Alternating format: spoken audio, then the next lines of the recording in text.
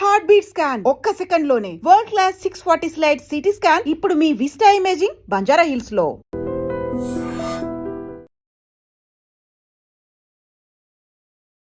నమస్తే, welcome to I dream. నేను వలి. ఫిబ్రవరి 28వ తారీఖు మొదలైంది యుద్ధం. ఈరోజు మార్చి 28, సరిగ్గా నెల రోజులు అవుతుంది. అయినా ఉద్రిక్తతలు చల్లారలా. 10 రోజులు అదనంగా ఇంకా సమయం ఇస్తున్నాం ఇరాన్కి అని చెప్పి అమెరికా అధ్యక్షుడు చెప్తున్నాడు. కానీ ఇరాన్ మాత్రం ఎక్కడ వెనక్కి తగ్గట్లేదు. ఇప్పటికి కూడా గల్ఫ్ కంట్రీస్ మీద ఆ దాడులు కొనసాగుతూనే ఉన్నాయి. ఇజ్రాయెల్ మీద దాడులు జరుగుతూనే ఉన్నాయి. ఎంతవరకు పోతుంది, భవిష్యత్తు ఏ విధంగా ఉండబోతుంది, ఈ యుద్ధం వల్ల నేర్చుకోవాల్సినటువంటి పాఠాలేంటి, ఇవన్నీ కూడా మనం క్లియర్గా డిస్కస్ చేసే ప్రయత్నం చేద్దాం. ఈరోజు స్టూడియోలో ఉన్నారు రిటైర్డ్ ఆర్మీ ఆఫీసర్ వివి రావు గారు. సార్తో మాట్లాడదాం. సార్ నమస్కారం.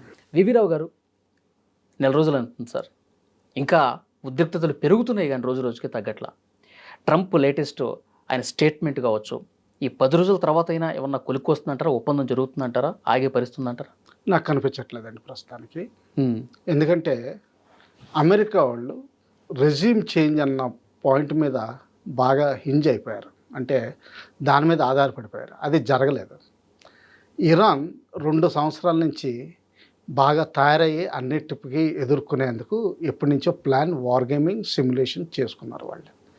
అలాగే వాళ్ళకి సపోర్ట్లో రష్యా, చైనా ఇటువంటి దేశాలు ఉన్నాయి. రష్యా అయితే S-400 సిస్టమ్ సప్లై చేసింది.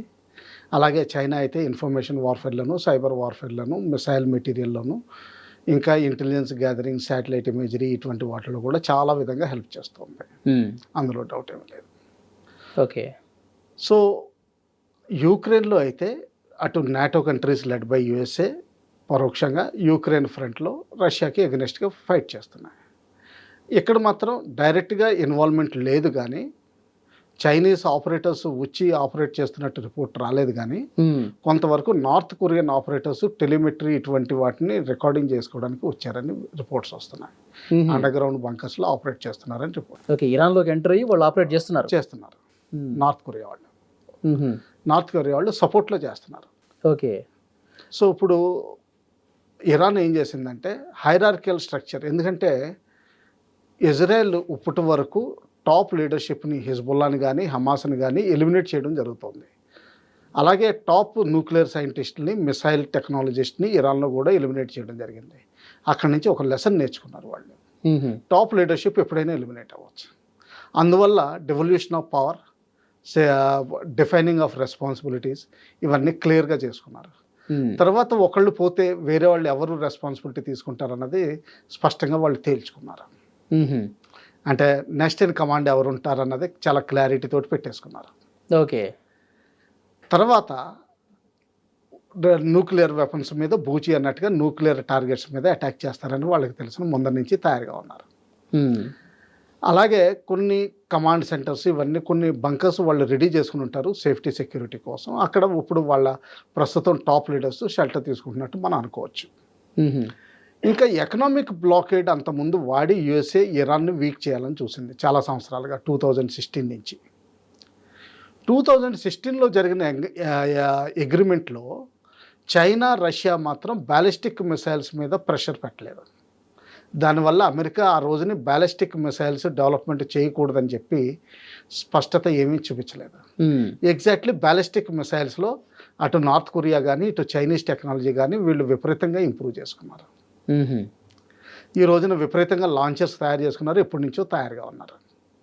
ఈ ఎకనామిక్ బ్లాకేడ్ వల్ల వీళ్ళకి తీవ్రమైన దెబ్బ తగిలింది కాబట్టి వీళ్ళు అప్పుడు ఆలోచించారు, అమెరికాని తీవ్రంగా దెబ్బ కొట్టాలి ఫైనాన్షియల్గా అంటే ఎలా చేయొచ్చు.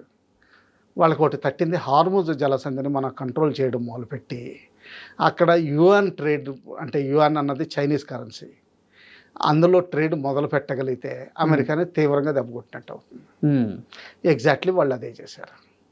అలాగే మిడిల్ ఈస్ట్లో కంట్రీస్ని అన్నింటినీ భయపెట్టి అమెరికా స్థావరాలు మీరు తీసేయండి అని భయపెడుతున్నారు. సో అమెరికన్ బేస్ల మీద అటాక్ చేశారు. అమెరికన్కు ఉన్న ఫారెన్ బ్యాంక్స్ అన్నీ వాటి మీద అటాక్ చేశారు. ఇంకా వాటర్ శాలినేషన్ మీద, డీశాలినేషన్ ప్లాంట్స్ మీద వాళ్ళ స్తోమత చూపించారు. కావాలంటే మేము డ్యామేజ్ చేయగలం, ప్రస్తుతానికి చేయట్లేదు, కొంతవరకు చేసి వాళ్ళ కెపాసిటీ చూపించారు. సో దీనివల్ల ఏంటంటే మిడిల్ ఈస్ట్లో అందరికీ అమెరికా మీద సపోర్ట్ ఎందుకు చేస్తున్నాం అన్న భావన వచ్చేసింది. వ్యతిరేకిస్తున్నారు ఇప్పుడు. ప్రస్తుతం పైకి కనిపించట్లేదు కానీ ఇంటర్నల్గా వ్యతిరేకిస్తున్నారు. నెక్స్ట్ ఏదైనా అగ్రిమెంట్ జరిగే అవకాశాలు ఉంటే అవన్నీ పోయినట్టే లెక్క పెట్టుకోవాలి. అంతే.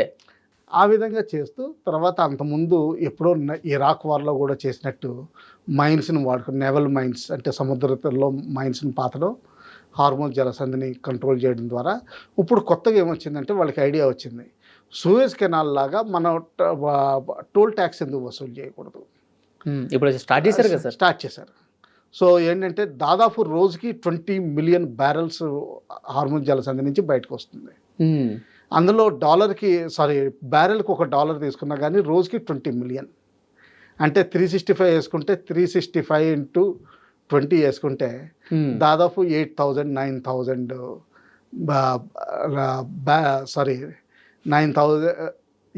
9,000 పైన ఇది అవుతాయి. అంటే ఏంటంటే మిలియన్స్ అయితే వాళ్ళకి ఎంత పడిందని 9 బిలియన్ పర్ ఇయర్ పడింది. 9 బిలియన్ అమెరికన్ డాలర్స్ ఏది కష్టపడక్కలేకుండా ఇన్కమ్ వస్తుంది. అంటే మన కరెన్సీలో ఎట్లా 9,000 కోట్లు అంటారా? 9,000 మిలియన్స్ అంటే 9 బిలియన్స్ అయినాయి. 9 బిలియన్స్ అంటే 9 ఇంటూ 8 వేసుకుందాం, 9 వేసుకుందామండి, 81,000 కోట్లు ఎవ్రీ ఇయర్ ఇన్కమ్. ఓకే. ఇది అంటే సక్సెస్ఫుల్గా జరుగుతుందంటారా? వాళ్ళు అనుకున్నట్టు చేయగలిగితే? ప్రస్తుతానికి వాళ్ళు పార్లమెంట్ యాక్ట్ కూడా పాస్ చేస్తున్నారండి. అంటే దానికి మిడిల్ ఈస్ట్ కంట్రీస్ ఇంకా ఒప్పుకోక తప్పదు. కేవలం $1 కాబట్టి వాళ్ళకి పెద్ద పట్టింపు ఉండదు. ఎందుకంటే జనరల్గా రేటు 65 నుంచి 120 వరకు నడుస్తుంది. పైకి వెళ్ళినప్పుడు 160 వరకు టచ్ అవుతుంది, కింద ఉన్నప్పుడు 65 వరకు టచ్ అయింది లాస్ట్ 2 ఇయర్స్లో. సో ఈ రేంజ్లో నడుస్తూ ఉంటే $1 పెద్ద ఇంపార్టెంట్ ఏం కాదు సేఫ్టీ ఉంటే. సో సేఫ్టీ కోసం పే చేసే అవసరం కనిపిస్తుంది. అదైతే ఇరాన్కి కొత్తగా ఇన్కమ్ ఒకటి దొరికింది. అంటే కోల్పోయినవన్నీ కూడా మళ్ళీ పునర్నిర్మించుకోవడానికి అవకాశం ఉంది. అలాగే వాళ్ళు అడుగుతున్న 3 డిమాండ్స్లో కూడా మెయిన్ ఏంటంటే రిపరేషన్స్. మీరు మాకు లాస్ తీసుకొచ్చిందంతా రీపే చేయాలని అడుగుతున్నారు. సార్వభౌమత్వాన్ని అడుగుతున్నారు, ప్రొటెక్ట్ చేయమని.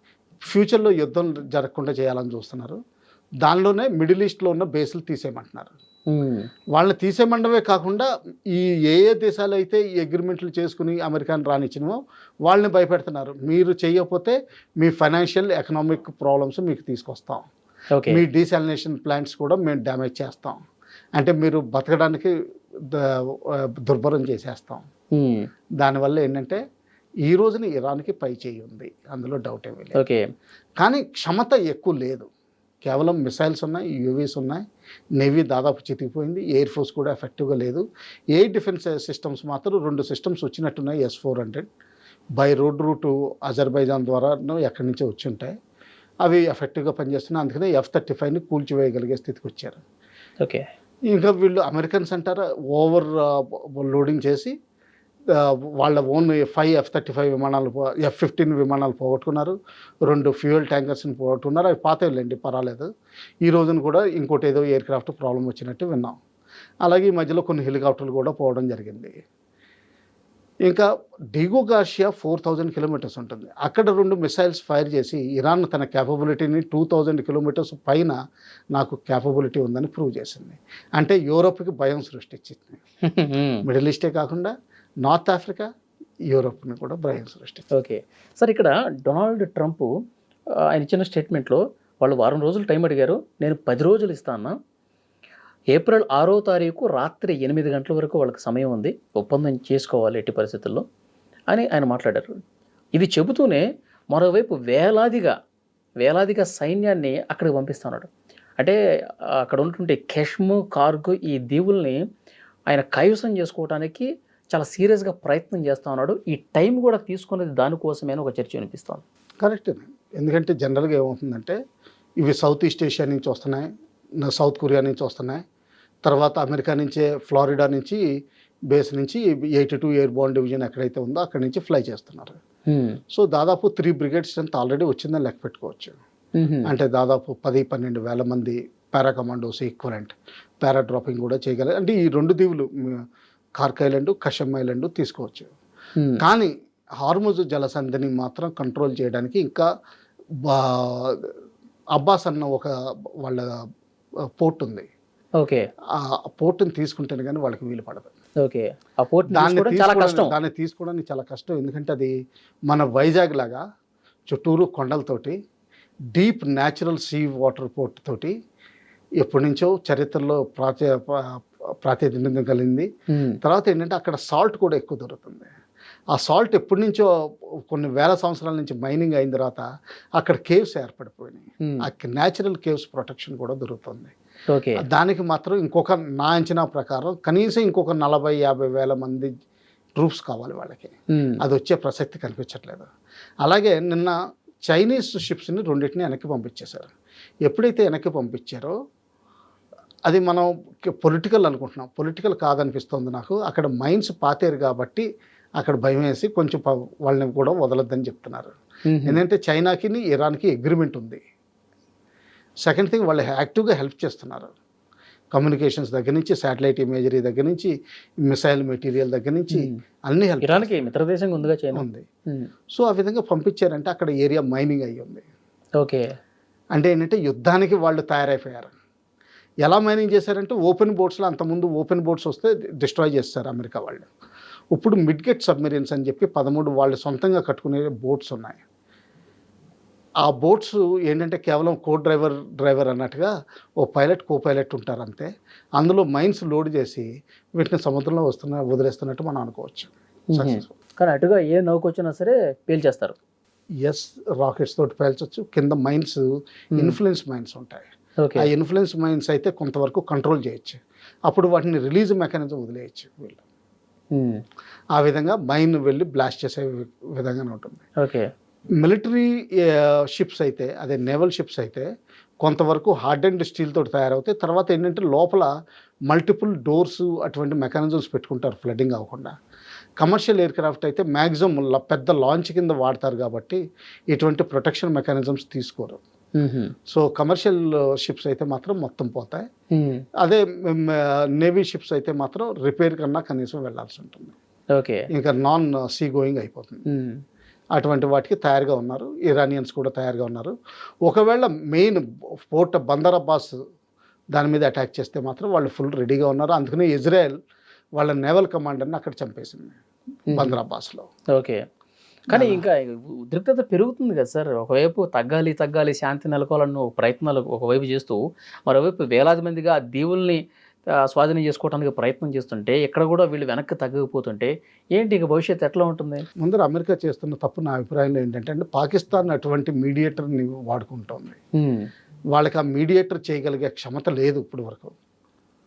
తర్వాత వాళ్ళు చేస్తున్నది ఇండైరెక్ట్ టాక్స్. అంటే వాళ్ళు పాకిస్తాన్కి చెప్తారు, పాకిస్తాన్ వాళ్ళు వీళ్ళని అడుగుతారు, మళ్ళీ వీళ్ళు వెళ్ళి వాళ్ళని అడుగుతారు, చెప్తారు, జవాబు చెప్తారు. అటువంటి రిలే మెకానిజం జరుగుతుంది. అందులో సక్సెస్ఫుల్ కాదు. యాక్చువల్గా ప్రపంచంలో ముగ్గురు లీడర్స్, లేకపోతే ఫ్రాన్స్, యూకే, జర్మనీ, ఇటలీ ఇటువంటి లీడర్స్నైనా మాట్లాడుకోవచ్చు. ఈ ముగ్గురు ఎవరంటే ఆమె Chinese president, Indian prime minister Modi, తర్వాత పుటిన్ గారు. వీళ్ళని మీడియేటర్స్ కింద వాడుకుంటే ముగ్గురితోటి సత్సంబంధాలు ఉన్నాయి కాబట్టి India is in best position. Okay. China కొంచెం సెకండరీ పొజిషన్లో ఉంటుంది. ఎందుకంటే వాళ్ళు ఇరాన్కి వన్ వే హెల్ప్ చేస్తున్నారు. తర్వాత అమెరికాతోటి ధీటుగా పవర్ కింద ఎదగాలని చూస్తున్నారు. అమెరికాకి మెయిన్ ప్రత్యర్థి చైనానే కాబట్టి యాక్చువల్లీ ఈ యుద్ధంలో మెయిన్ బాగుపడేది చైనా. మీరు ఎంతకైనా కొట్టుకోండి, మనకి నాకే ఉపయోగం అన్నట్టు. వాళ్ళ మిసైల్స్ ఇవన్నీ టెస్ట్ అవుతున్నాయి, టెక్నాలజీ టెస్టింగ్ అవుతుంది. తర్వాత కొత్త పాఠాలు నేర్చుకుంటున్నారు. ఓకే. సో లైవ్ కాల్లో కూడా మాట్లాడుకున్నట్టున్నారు కదా సార్ మోదీ గారు, ట్రంప్ మాట్లాడుకున్నా కానీ ఏం మాట్లాడారు అన్నది మనకి స్పెసిఫిక్ తెలియదు. అయితే మోడీ గారు అయితే ఏంటంటే నాకున్న అభిప్రాయం ఏంటంటే ఏదో అంటే వ్యర్థ ప్రలాపానికి ఆయన దిగే ప్రసక్తిలోకి వెళ్ళరు. ఎందుకంటే ఇరాన్ హార్మోజ్ సంధిని వదిలేటట్టు ప్రసక్తి కనిపించట్లేదు. అలాగే అమెరికా హార్మోజ్ జలసంధిని ఫ్రీ చేయకుండా యుద్ధం విరామం ప్రకటించే అవకాశం కనిపించట్లేదు. ఇక మిగతా న్యూక్లియర్ వెపన్స్ ఇవన్నీ అంటారా, అవన్నీ బూచి. వాళ్ళ దగ్గర ఇప్పుడు కెపాసిటీ లేదు. నెక్స్ట్ 5 yearsలో వాళ్ళు డెవలప్ చేయగలిగే కెపాసిటీ కూడా లేదు వాళ్ళకి. సో నెక్స్ట్ 5 years నిశ్చింతగా నిద్రపోవచ్చు. కానీ వీళ్ళు ఏంటంటే అది న్యూక్లియర్ వెపన్స్ అనేది ఏంటంటే అది చూపించడం అంతే. ఓకే. కానీ ఇజ్రాయెల్కి మాత్రం ఏమనుందంటే రెజీమ్ చేంజ్ అయ్యేంత వరకు హమాస్కి, హెజ్బుల్లాకి సపోర్ట్ వస్తుంది, అందుకని నాకు శాంతి రాదని చెప్పి వాళ్ళ అభిప్రాయం. సో రెజీమ్ చేంజ్కి ఇంకొక సైడ్ నుంచి ట్రై చేస్తూనే ఉంటారు. వీళ్ళు చేసిన మిస్టేక్ ఏంటంటే సోషల్ మీడియా ఇవన్నీ చూసుకుని చాలా సంతోషపడిపోయారు రెజీమ్ చేంజ్ అయిపోతుందని. అయితే వాళ్ళకి ఒకటి అర్థం కాలేదు, వీళ్ళు జనరేషన్ జెడ్ వీళ్ళు వీధుల్లోకి ఎడ్యుకేషన్ కోసం వచ్చినా కానీ ఫైనాన్షియల్ సోషల్ పవర్ మాత్రం ఇంకా ముసలి వాళ్ళ దగ్గరే ఉంది. వాళ్ళందరూ ఆయతుల్లాకి లాయల్టీ. ఓకే. సో అది తప్పు అంచనా వేశారు. రిజిమ్ చేంజ్ అయ్యే పరిస్థితి. తర్వాత ఇరాన్ ఏంటంటే 2 ఏళ్ల నుంచి 3 ఏళ్ల నుంచి వీళ్ళు అనుకుంటూనే ఉన్నారు ఈ రోజు కాకపోతే రేపు అవుతుందని. మొత్తం ఫుల్ తయారుగా పెట్టుకున్నారు వాళ్ళు. అంతే. అందుకని చెప్పి వీళ్ళు ప్రస్తుతానికి అమెరికాది కొంచెం డౌన్లో ఉంది, కానీ మిలిటరీ పవర్ వైజ్ మాత్రం అమెరికాది మించింది లేదు. అవునవును. ఈ రోజు కాకపోతే రేపైనా సరే వాళ్ళు ఇరాన్ని కంట్రోల్ చేసి ఆ 2 ఐలాండ్స్ హార్మోజ్ ఫోర్సిబుల్గా చేయడానికి కానీ దాని తర్వాత కంట్రోల్ ఎవరు చేస్తారు, అది ఇంపార్టెంట్. అది ఇంపార్టెంట్. అయితే సార్ ఇప్పుడు ఇరాన్ కూడా ఒక ప్రకటన 10 లక్షల మంది సైన్యం మాకు సిద్ధంగా ఉంది దేశం కోసం పోరాటం చేయడానికి అని చెప్పి వాళ్ళు ఒక ప్రకటన చేశారు. అది ఇన్ఫర్మేషన్ వార్ఫేర్ లేండి. అంటే వాళ్ళు 12 సంవత్సరాల వాళ్ళు కూడా యుద్ధంలోకి రావడానికి సిద్ధపడుతున్నారంట. అవునండి. ఇస్లాం మతంలో ఒకటి ఉంది, పిల్లల్ని చిన్నప్పటి నుంచి కొంతవరకు ఇటువంటి వాటికి తయారు చేస్తారు కాబట్టి 12 ఏళ్ళు 13 ఏళ్ళు కావనివ్వండి మీరు వాళ్ళు తయారుగానే ఉంటారు, అందులో డౌట్ ఏం లేదు, అందులో సందేహం లేదు. కానీ ఇదంతా బేసికలీ ఇన్ఫర్మేషన్ వార్ఫేర్. ఎందుకంటే మోటివేషన్ ఉన్నా కానీ ట్రైనింగ్ లేకపోతే అభిమన్యులాగా వెళ్తారు వాళ్ళందరూ అభిమన్యులు అయిపోతారు ఎట్ ద బెస్ట్. ఓకే. ఇప్పుడు మరి ఏంటి సార్, ఎట్లా ఇప్పుడు యుద్ధం అయితే భీకరంగా జరుగుతుంది, గల్ఫ్ కంట్రీస్ మీద దాడి అయితే జరుగుతుందండి. వాళ్ళు 84th వేవ్ 85th వేవ్ ఇవన్నీ చెప్పుకుంటున్నారు. బేసికలీ ఏంటంటే టెన్షన్ పెడుతున్నారు. కానీ ఈసారి సర్ప్రైజింగ్ ఏంటంటే ఇజ్రాయెల్ ఎప్పుడు ఊహించలేదు వాళ్ళ ఐరన్ డోమ్ ఇన్ఎఫెక్టివ్ అవుతుందని. హైపర్సోనిక్ మిసైల్స్ విపరీతంగా వాడడం వల్ల వీళ్ళు దాదాపు 8 to 9 సిటీస్ ఇజ్రాయెల్లో యాక్చువల్గా హిట్ చేయగలిగారు, ఇంక్లూడింగ్ ప్రైమ్ మినిస్టర్ ఆఫీస్ ఇవన్నీ కూడా. అలాగే ఇజ్రాయెల్ మిలిటరీ హెడ్ క్వార్టర్స్ని కూడా హిట్ చేయగలిగారు. అవసరం వస్తే ఆలక్సా ఎక్కడైతే బెత్లెహేమ్లో క్రిస్టియానిటీ జూస్ ముస్లిమ్స్కి మెయిన్ టెంపుల్స్ ఇవన్నీ మసీదులు ఉన్నాయో అక్కడ కూడా హిట్ చేయగలిగే కెపాసిటీ దగ్గరలో ఫైర్ చేసి చూపించగలిగారు ప్రెసిషన్ గైడెన్స్లో. ఇది ఎప్పుడు ఇజ్రాయెల్ ఎక్స్పెక్ట్ చేయలేదు. అందువల్ల ఇప్పుడు వాళ్ళు ట్రై చేస్తున్నారు రెజ్యూమ్ చేంజ్కి, ఇంకా కొంతవరకు ఫైర్ చేస్తున్నారు. అయితే అమెరికా అన్నట్టుగా ఇరాన్ ఎనర్జీ సెక్టర్ మీద మాత్రం దాడి చేస్తే మాత్రం ఇరాన్ వెంటనే మిడిల్ ఈస్ట్లో ఉన్న కంప్లీట్ ఎనర్జీ స్ట్రక్చర్ని డిస్ట్రాయ్ చేస్తుంది. అవును, డెఫినెట్గా జరుగుతుంది సార్. అది జరిగితే మాత్రం ఇంకా ప్రపంచం యుద్ధం మొదలైనట్టే. ఏప్రిల్ 6 రాత్రి 8 తర్వాత అసలు ఊహించడమే కష్టమయ్యే పరిస్థితులు కనిపిస్తున్నాయి. ఒకటి ఉందండి, ఇరాన్ పాత సివిలైజేషన్, చైనా అంత తెలివైన వాళ్ళు కాకపోవచ్చు, కానీ నాకేమనిపిస్తుందంటే 6వ తారీఖు రాత్రి సాయంకాలం 4 ఎందుకో వాళ్ళు రాజనీతి వాడి మేము న్యూక్లియర్ వెపన్స్ అసలు డెవలప్ చేయవు, మెటీరియల్ కావాలంటే ఇస్తాం తీసుకెళ్ళండి, అది భూమిలో మిగిలిపడి ఉంది మీరు తవ్వుకుని తీసుకెళ్ళండి. హార్ముజ్ జలసంధిలో మాత్రం అది పార్లమెంట్ యాక్ట్ పాస్ చేసింది, మేము దానికి బదులు అయితే 6 ప్రస్తుతానికి మాత్రం ఇప్పుడు ఇరాన్ ఇజ్రాయెల్ షిప్స్కి కండిషన్స్ విధించాం, అవి కూడా తీసేస్తాం, ఎవరైనా పే చేసి తీసుకెళ్ళండి అని చెప్పే అవకాశాలు, రాజనీతి వాడే అవకాశాలు కనిపిస్తాయి. లేదు హార్ముజ్ జలసంధి మీద నీ పెత్తనం కూడా లేదు, అది అమెరికానే కంట్రోల్ చేస్తుందంటే ఇంకా అప్పుడు యుద్ధం తప్పదు. అలాంటి పరిస్థితులు కనుక వస్తే సార్ మూడో ప్రపంచ యుద్ధానికి దారితీసే అవకాశాలు ఉన్నాయంటారా? చైనా రష్యా మూడో ప్రపంచ యుద్ధం వచ్చేది. చైనా మాత్రం ఈ రోజున కూడా 2027 ఆఖరి వరకు అమెరికా ఎక్కడున్నా కానీ డైరెక్ట్గా తలపడదు. వాళ్ళ మెయిన్ ఎయిమ్ తైవాన్ని తీసుకునేంత వరకు ఎక్కడ తలపడదు. ఓకే. అయితే రష్యన్ ప్రెసిడెంట్ కొన్ని సంవత్సరాలుగా 2 వారాలుగా వార్నింగ్ ఇస్తూనే ఉన్నారు, రేడియేషన్ లీక్ అయ్యే ప్రమాదం కనిపిస్తోందని.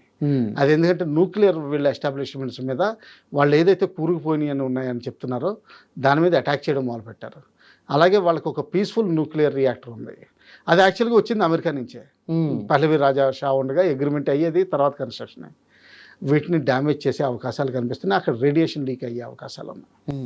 ఇప్పటికే కొంత ఆందోళన కూడా వ్యక్తం చేసింది బుషెహర్, అదే న్యూక్లియర్ ప్లాంట్, అక్కడ న్యూక్లియర్ రేడియేషన్ లీక్ అవుతుందని ఆల్రెడీ చెప్తున్నారు కూడా.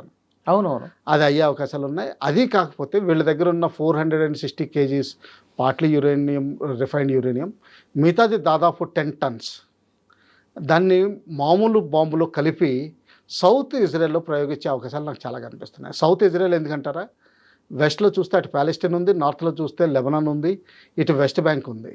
వీళ్ళ ఇజ్రాయెల్ పాపులేషన్ అంతా ఈ నార్త్ అండ్ సౌత్ ఉత్తరంలో ఎక్కువ ఉంటుంది, దక్షిణాన్ని తక్కువ ఉంటుంది. అంటే ఇజ్రాయెల్ మీద అణుబాంబు వేయడానికి సిద్ధంగా ఉందంటారు. అంటే ఒక టైప్ ఆఫ్ డిప్లీటెడ్ అంటే చీప్ అండ్ అంటే ఇప్పటి వరకు శుద్ధి చేసినటువంటి యురేనియంతో వాళ్ళు డస్ట్తో వేస్తారు. డస్ట్తో చేస్తారు. దానివల్ల బ్లాస్ట్ లైట్ రాదు, కానీ రేడియేషన్ విపరీతంగా ఉంటుంది. బా రేడియేషన్ అంటే సింపుల్ టర్మ్స్లో మీకు చెప్పాలంటే మరి ఎంఆర్ఐ స్కానర్లో మీకు ఎంఆర్ఐ టెస్ట్ చేసినప్పుడు అవునవును అక్కడ దగ్గరలో ఎవరిని ఉండరు, మీ బాడీ మీద ఒక పార్ట్ ఐరన్ పార్ట్ ఉండెవరు, ఒకళ్ళని జాగ్రత్తగా ఉండమంటారు, వామిటింగ్ అవుతుందా లేదా అని అడుగుతారు. ఎందుకంటే రేడియేషన్ ఎక్కువ మన బాడీలోకి వెళ్ళినప్పుడు వామిటింగ్ ఇవన్నీ ఫస్ట్ సిమ్టమ్స్ కనిపిస్తాయి, ఓకే తర్వాత పుళ్ళు వస్తాయి శరీరం మీద. అందుకని చెప్పి మీరు ఎంఆర్ఐ స్కాన్లు ఇవి కూడా ఎక్కువ తీసుకోవద్దని చెప్తారు.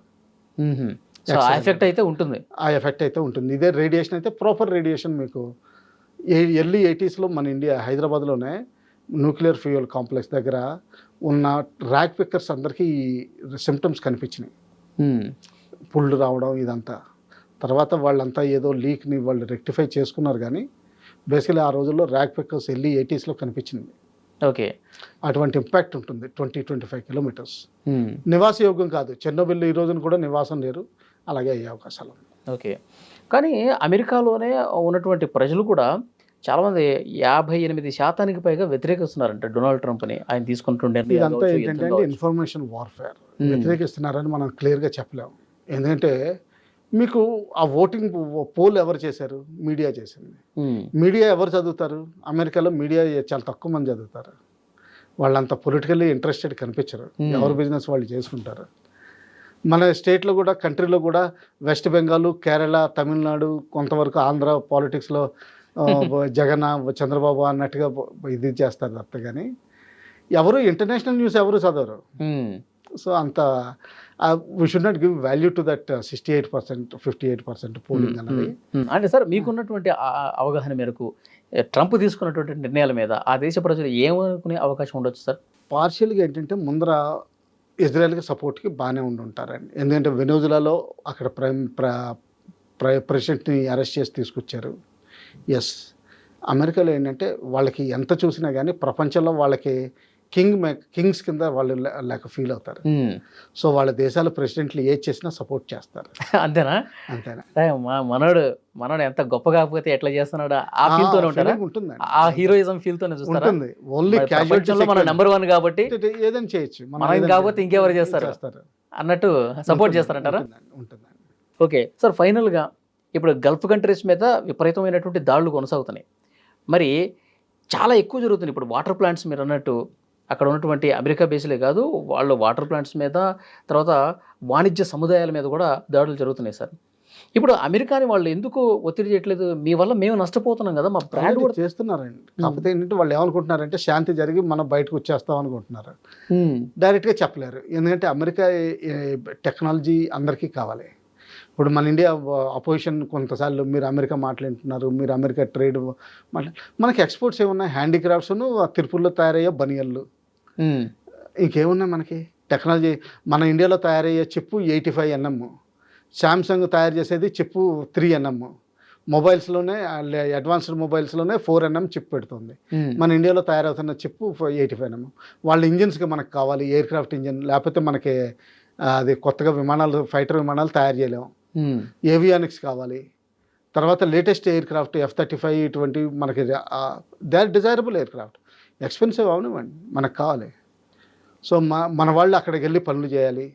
సో ఏంటంటే ఈ రోజున మన అవసరం మనకే అమెరికా అవసరం ఉంది, కానీ అమెరికాకి మన అవసరం లేదు.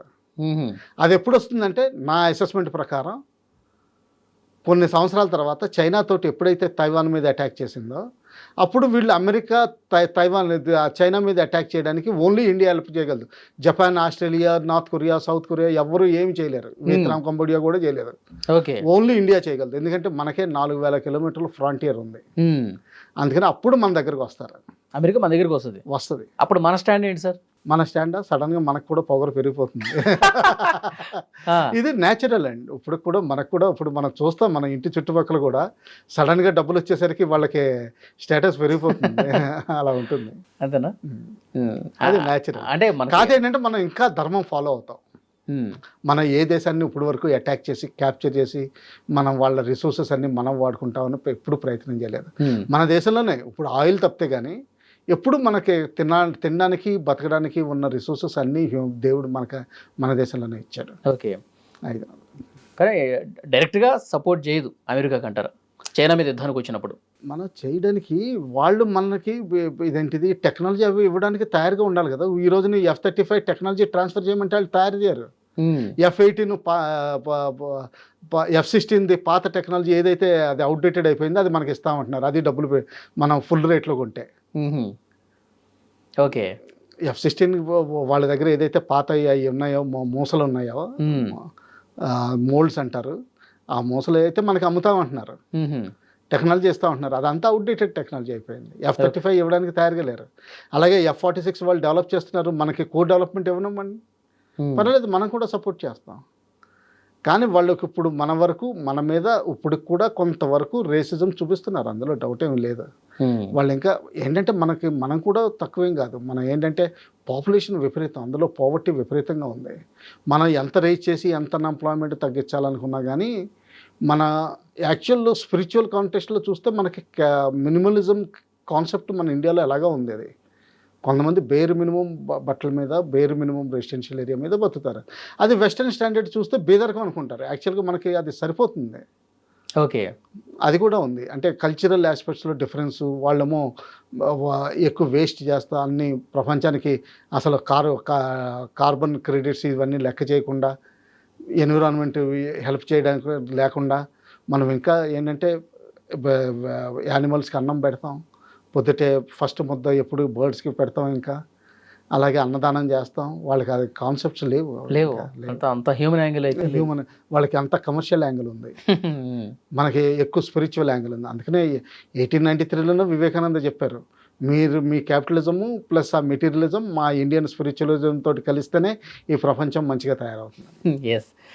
ఇక సార్ ఇంకొకటి, ఇంతకుముందు మీరు ఒక మాట అన్నారు, ఇరాన్కి చైనా కానీ రష్యా కానీ సపోర్ట్ చేసే, డైరెక్ట్గా ఇన్వాల్వ్ అయ్యి సపోర్ట్ చేసే పరిస్థితి లేదని. ఇప్పుడు యుద్ధం తీవ్రస్థాయి జరుగుతుంది, ఇంకా ఇరాన్ ఎక్కడా మెట్టు దిగట్లేదు, వీళ్ళేమో దీవులు లాక్కున్నారు, భూతల దాడులకు సిద్ధమైపోయింది అమెరికా. అలాంటి టైంలో నార్త్ కొరియాని ఏమన్నా రిక్వెస్ట్ చేస్తే, ఆల్రెడీ మీరు కొంత సపోర్ట్ టెక్నికల్గా వాళ్ళు చేస్తున్నారని చెప్పి అన్నారు, నార్త్ కొరియా ఏమన్నా చేతులు కలిపే అవకాశం ఉందా ఇరాన్తో? లేదా, డైరెక్ట్గా చేయదంటారా? చేయదు. Iran is capable of holding, అంటే ఆఫ్ఘనిస్తాన్ లాగా కొన్ని సంవత్సరాలు యుద్ధంలోకి లాక్కెళ్ళే అవకాశం కనిపిస్తుంది, ఇన్సర్జెన్సీ కనిపిస్తుంది. అప్పుడు ఒకవేళ అమెరికా ఏదైనా సరే మెయిన్ ల్యాండ్ మీద దీవులు కాకుండా మెయిన్ ల్యాండ్ మీద అటాక్ చేసి కొంత పోర్షన్ క్యాప్చర్ చేయాలనుకుంటే వాళ్ళు తీవ్రమైన రెసిస్టెన్స్ ఇస్తారు. అందుకని వాళ్ళు ఏంటంటే IRGCకి ఫుల్ పవర్స్ డివల్యూషన్ ఇచ్చేసారు. అంటే ఒకవేళ మీకు ఆర్డర్స్ రాకపోయినా మీరు మీ యాక్షన్ తీసుకోవచ్చు. చూద్దాం సార్ ఏం జరగబోతుందో. ఏప్రిల్ 6 వరకు గడువు ఇచ్చాడు డొనాల్డ్ ట్రంప్. బహుశా ఇరాన్ రాజనీతి వాడుతుంది అనుకుంటాను. వాడుతుందంటారా? వాడుతుంది. ఏమో ఇంకా మా సుప్రీం లీడర్ని చంపేసి దీవులను కూడా సొంతం చేసుకుంటానంటున్నాడు. హర్ముజ్ మీద ప్రాక్టికల్ వాళ్ళకి కూడా తెలుసనండి, ఎందుకంటే ఎకానమీ బాగాలేదు వాళ్ళది. 1 మిలియన్ రూబుల్స్, ఇరానియన్ రూబుల్స్ది కరెన్సీ ప్రింట్ చేస్తున్నారు వాళ్ళు. దాని వాల్యూ 686 రూపాయలని మీడియాలో చదివాను నేను. 686 రూపాయలు ఇవ్వడానికి, అంటే ఏదైనా సామాను కొనుక్కోవాలంటే యాక్చువల్గా ఇక్కడికి రావడానికి ట్యాక్సీ 686 అడుగుతాడు, అంటే 1 మిలియన్ రూబుల్స్ ఇవ్వాలి వాడికి. అంత కరెన్సీ పడిపోయింది. ఓకే. ఎక్స్పోర్ట్స్ లేవు. సో వాళ్ళు కూడా కొంచెం ఆలోచిస్తారు. ఈరోజు కాకపోతే ఇంకోటి ఏముందంటే అండి, ఈ పాత సివిలైజేషన్స్లో ఈరోజు కాకపోతే రేపు మనకుంది. మనం 1400 ఏళ్ల నుంచి వేరు కంట్రీస్లో మనం దెబ్బలు తింటున్నా కానీ మనం రిసర్జెన్స్కి వచ్చాం. ఓకే. అలాగే చైనా కూడా, చైనానైతే డ్రగ్స్ స్మగ్లింగ్ చేయనివ్వట్లేదని చెప్పి వాళ్ళ మీద అటాక్ చేశారు బ్రిటన్ వాళ్ళు. ఈరోజు చూస్తే నవ్వొస్తుంది, మమ్మల్ని డ్రగ్స్ స్మగ్లింగ్ చేయనివ్వట్లేదని చెప్పి వాళ్ళ మీద అటాక్ చేసి వాళ్ళ ఎంపరర్ని తీసి పడేశారు. సో అంటే బిగ్గెస్ట్ డ్రగ్స్ స్మగ్లర్ UK అనమాట ఆ రోజుల్లో. సో ఏంటంటే old civilization is always an old civilization. Okay. So చూద్దాం సార్, ఏప్రిల్ 6 తర్వాత పరిణామాల మీద మళ్ళీ ఒకసారి మనం మాట్లాడదాం. Thank you.